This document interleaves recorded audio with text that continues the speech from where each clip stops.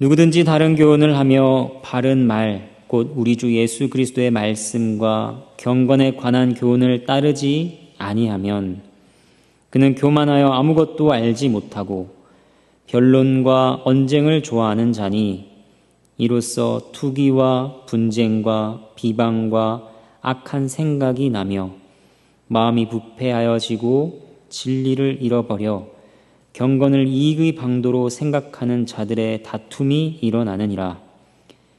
그러나 자족하는 마음이 있으면 경건은 큰 이익이 되느니라. 우리가 세상에 아무것도 가지고 온 것이 없음에 또한 아무것도 가지고 가지 못하리니 우리가 먹을 것과 입을 것이 있은즉 족한 줄로 알 것이니라. 부하려 하는 자들은 시험과 올무와 여러 가지 어리석고 해로운 욕심에 떨어지나니 곧 사람으로 파멸과 멸망에 빠지게 하는 것이라. 돈을 사랑함이 일만악의 뿌리가 되나니 이것을 탐내는 자들은 미혹을 받아 믿음에서 떠나 많은 근심으로써 자기를 찔렀도다. 하나님의 말씀입니다. 하나님께 감사합니다. 본문은 두 부분으로 나눌 수 있습니다. 하나는 교회를 어지럽게 하는 부패한 거짓 교사들의 실상을 폭로하는 내용입니다. 그리고 다음으로는 자족과 물욕에 대한 경계를 권면하고 있습니다. 3절부터 다시 보도록 하겠습니다. 3절 말씀입니다. 누구든지 다른 교훈을 하며 바른 말, 곧 우리 주 예수 그리스도의 말씀과 경건에 관한 교훈을 따르지 아니하면 우리는 교회에서 가르치는 이들이 어떤 자들인지를 잘 살펴야 합니다. 그러한 살핌 없이 그저 가르치는 자리에 있으니 잘 순종하면 된다, 따라가면 된다 하다가는 거짓 교사와 함께 망하는 수가 있습니다. 소경이 소경을 인도하다 같이 구렁텅이에 빠지는 모습처럼 되는 것입니다. 더욱이 영적인 일에 있어서는 또 하나님의 진리에 있어서는 그것이 단지 세상에서 어려움을 겪는 정도가 아니라 영원한 복을 받느냐 아니면 영원한 형벌을 받느냐, 그 문제와 직결되기 때문에 우리는 더욱더 주의를 기울여야 할 것입니다. 그렇다면 거짓된 교사는 누구며 참된 정직한 교사는 누구일까요? 바울은 그의 가르침과 그의 됨됨이를 살피라고 합니다. 그 중에 3절은 먼저 가르침에 대해 알려줍니다. 그가 무엇을 교훈하는가, 어떤 가르침을 전하는가 했을 때 다시 이 두 가지를 살펴보라고 합니다. 하나는 우리 주 예수 그리스도의 말씀입니다. 그리고 또 다른 하나는 경건에 관한 교훈이죠. 성경이 우리에게 말씀하시는 것이 무엇일까요? 소위 문답에서 잘 요약되어 있듯이 성경은 사람이 하나님에 대하여 무엇을 믿어야 하는지, 그리고 하나님께서 사람에게 요구하시는 의무가 무엇인지를 가르쳐 줍니다. 예수 그리스도의 말씀과 경건에 관한 교훈은 이 두 가지를 말씀하고 있는 것입니다. 우리는 가르치는 자가 이 두 가지를 바로 전하는지를 살펴야 합니다. 먼저 사람이 하나님에 대하여 믿어야 하는 바에서 중심을 차지하고 있는 것은 무엇인가? 바로 예수 그리스도를 통하여 계시하신 바들입니다. 하나님께서는 우리 주 예수 그리스도를 통하여 자신을 나타내셨습니다. 그리스도께서 죄인의 죄를 대신 지고 십자가에 달려 돌아가심으로써 영원전에 택자들을 구원하기로 하신 그 계획을 나타내셨죠. 하나님의 사랑이 얼마나 크신지, 또 그 공의가 얼마나 완전한 것인지를 보여주셨습니다. 그 지혜와 능력을 나타내셨습니다. 또 하나님의 나라가 무엇인지, 하나님의 통치를 받는 자들의 모습은 또한 어떠해야 하는지를 알려주셨습니다. 구약과 신약이 하나로 모아지는 이 모든 예수 그리스도의 말씀을 가르치고 있는가? 아니면 세상의 철학과 사상과 잡스러운 비법들을 가르치고 있는가? 그것으로 우리는 참된 교사인지 거짓 교사인지를 알 수 있는 것입니다. 그리고 바른 교훈에 속해 있는 두 번째는 경건에 관한 교훈입니다. 거짓 교사들은 삶을 아무렇게나 살아도 괜찮다고 합니다. 편하고 자유롭게 살라고 합니다. 아무것도 거리낄 것이 없다는 것이죠. 혹은 아예 반대로 가르칩니다. 경건을 지나치게 강조하는 것입니다. 그것으로 자신의 구원을 스스로 이룰 수 있는 것처럼 사람들을 두려움으로 몰아넣고 양심을 옭아매며 괴롭게 하는 것입니다. 그러나 복음 안에 있는 경건은 앞의 둘 다를 모두 거부합니다. 바른 교사는 결코 경건을 그런 식으로 교훈하지 않습니다. 그리스도로 말미암아 자유롭게 된 신자가 거룩과 경건을 무시하지 않도록 합니다. 디모데전서에서 계속 바울이 디모데에게 말했던 것처럼 경건을 강조합니다. 경건의 유익에 대해 말하며 경건에 이르도록 자신을 연단하라고 가르칩니다.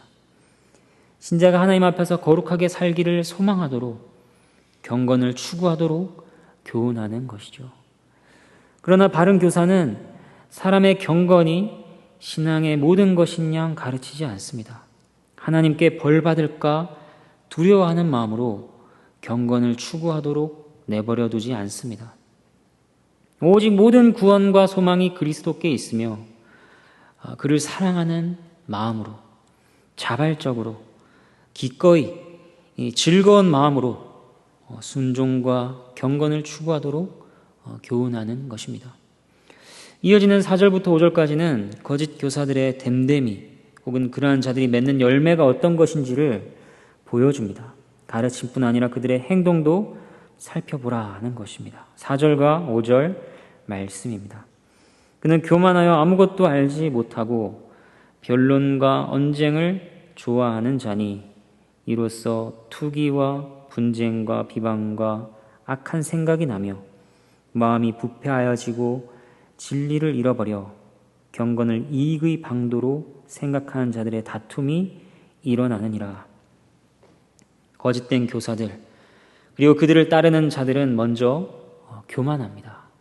그들은 자만하며 스스로가 옳다 착각합니다. 그래서 당당하며 다른 사람들을 깔보고 다른 이들의 말에는 귀를 기울이지 않습니다. 또 그들은 아무것도 알지 못한다고 합니다. 그들은 많은 지식을 가진 것처럼 많은 말들을 내뱉습니다. 자신의 지식들을 쏟아냅니다. 하지만 실제로 건질 것은 아무것도 없습니다. 결국 아무 의미도 없고 소망도 없는 허무한 지식들만 공허하게 공중에서 메아리칠 뿐입니다. 진리를 강조하지만 진리는 없는 것이죠. 그들이 집착하고 좋아하는 것은 그저 변론과 언쟁입니다. 그것으로 자신의 옳음을 입증하려고 합니다. 그러나 그 결과는 무엇입니까? 투기와 분쟁과 비방과 악한 생각입니다. 교회가 진리의 기둥과 터로서 견고히 자리를 잡아야 하는데 그것이 아니라 잡음과 혼란과 분열로 채워지도록 하는 것입니다. 그들의 특징은 또 무엇이냐? 마음이 부패했다는 것이죠. 진리를 잃었습니다. 거짓 교사들은 어느 정도 진리가 있는데 그것이 부족한 자들이 아닙니다. 그들 안에는 참 진리가 아예 없습니다. 진리를 흉내낼 뿐인 빈 껍데기일 뿐입니다. 더군다나 그들은 경건을 이익의 방도로 생각합니다. 그들에게는 이득이 없으면 경건은 아무런 의미가 없습니다. 실제로 당시 어떤 일들이 있었는가? 디도서 1장 10절과 11절 보면 이렇게 말씀합니다. 불순종하고 헛된 말을 하며 속이는 자가 많은 중 할례파 가운데 특히 그러하니 그들의 입을 막을 것이라. 이런 자들이 더러운 이득을 취하려고 마땅하지 아니한 것을 가르쳐 가정들을 온통 무너뜨리는도다. 이처럼 더러운 돈벌이로 경건을 사용하여 가정들을 무너뜨리는 일들이 있었다는 것입니다. 이러한 자들을 경계할 것을 말하며 바울은 이어서 디모데에게 권면합니다. 6절 말씀입니다. 그러나 자족하는 마음이 있으면 경건은 큰 이익이 되느니라. 거짓 교사들에게는 진리가 없다. 그러한 문제가 디모데 너에게는 없을 것이라. 하지만 너를 자주 걸고 넘어뜨리려는 문제가 있을 것인데 그것은 바로 자족하지 못하는 문제일 것이라. 바울은 이 자족의 문제를 경건과 관련하여 디모데에게 권면하고 있습니다. 경건은 본문을 살피는 가운데 계속 반복되고 있는 주제입니다. 처음 시작할 때 거짓 교사들이 그리스도의 말씀과 경건에 관한 교훈이 아닌 다른 것을 전한다고 했습니다. 다음으로 그들의 특징을 다루며 경건을 이익의 방도로 사용한다고 했죠. 그리고 다시 경건과 관련하여 바울이 디모데에게 자족을 권면하고 있는 것입니다. 자족하는 마음과 함께하는 경건은 참으로 큰 이득이다. 재산이다. 그게 진짜 부요함이라고 합니다. 그렇다면 자족하는 마음과 경건이 만났을 때 어떤 이익이 있을까요? 첫 번째로 자족하는 마음과 경건이 만나면 주어진 상황에서도 기뻐할 수 있습니다. 그것이 하나님의 뜻 안에 있음을 알기 때문입니다. 두 번째로 자족하는 마음과 경건이 만나면 불평이나 원망을 하는 것이 아니라 순복하는 마음으로 주어진 상황에서 잠잠하게 기다리고 거할 수 있습니다. 세 번째로 자족과 경건은 범사에 감사하게 해줍니다. 네 번째로 하나님의 섭리를 신뢰하고 안심합니다. 다섯째로 자족하는 마음과 경건이 만나면 우리를 영적으로 성장하며 성숙하게 합니다. 마지막으로 자족하는 마음과 경건이 만나면 이를 통해 하나님께서 영광을 받으십니다. 하나님께서는 부족함이 없으신 분입니다. 그 하나님 안에 있는 우리 역시 충만하며 아무것도 잃지 않음을 증언함으로 하나님께 영광을 돌리게 되는 것입니다. 이처럼 기쁨, 인내, 감사, 평안과 안심, 성장, 송영과 같은 큰 이익들이 있습니다. 7절 말씀을 보도록 하겠습니다. 우리가 세상에 아무것도 가지고 온 것이 없음에 또한 아무것도 가지고 가지 못하리니. 자족을 방해하는 것이 무엇일까요? 그것은 바로 탐욕입니다. 탐욕은 철저하게 자기 자신을 향합니다. 하나님 사랑과 이웃 사랑과는 완전히 반대되는 것이죠. 그렇게 자신에게 집착하며 거머리에게 있는 딸들이 다오다오 하는 것처럼 족한 줄을 알지 못하는 것이 탐욕입니다. 바울은 우리의 탐욕의 외침에 찬물을 끼얹고 있습니다. 그것이 바로 7절 말씀입니다. 공수래 공수고 빈손으로 와서 빈손으로 간다는 것입니다.